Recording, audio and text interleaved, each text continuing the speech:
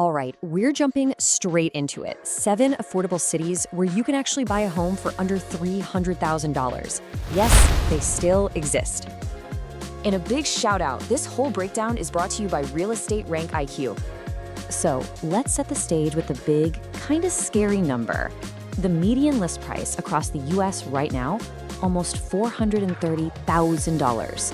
For a lot of folks, that number just feels impossible. But here's the thing, that's just the national average. It's not the whole picture. We're about to show you some real hotspots where that price tag is way under 300 grand. Talk about a huge difference, right?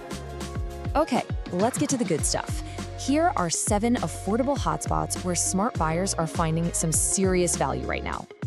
And hey, this isn't just us pulling names out of a hat. Check out this quote from Hannah Jones at Realtor.com. She says, savvy buyers are zeroing in on smaller cities. Why? Because you get the best of both worlds. You can actually afford a home, and you still get access to jobs and a great lifestyle. First up, we're heading to Ohio, where a trio of cities is making some serious waves for being so budget-friendly. All right, take a look at these numbers for Canton, Massillon, and Akron. Median prices, $270 and $250. Incredible, right? But here's the key metric, median days on market. We're talking 33 to 37 days. That means homes are flying off the shelves in about a month. These are not slow, forgotten markets. They are active and hot. And you're not just buying a cheap house in the middle of nowhere. These places have their own vibe. You've got Canton, home of the Pro Football Hall of Fame, perfectly sandwiched between Columbus and Pittsburgh. Then there's Akron, the rubber capital of the world, where Goodyear is still a major player. These are real cities with real identities. Rounding out our Ohio trio is Toledo. Now, get this, it's the 4th largest city in the state, but the median home price is just $245,000. That is pretty remarkable. And look, that 37 days on market tells you the demand is strong and consistent. So what's the draw in Toledo? It's this awesome mix of work and play. You've got a huge manufacturing scene. We're talking Jeep. But it's also right there on Lake Erie. So you can build cars by day and go boating on the weekend. Not a bad deal. All right, let's expand our map a little bit. We're moving beyond Ohio to check out some other gems in the Midwest and around the Great Lakes. Okay, pay close attention to this one. We've got 2 cities in Illinois. Rockford is a great deal at $250K. But look at Springfield, $215,000. That is the single most affordable city on our entire list. For anyone trying to buy their first home, a number like that is an absolute game changer. And again, these places have character. Rockford is known as the Forest City with a rich manufacturing past.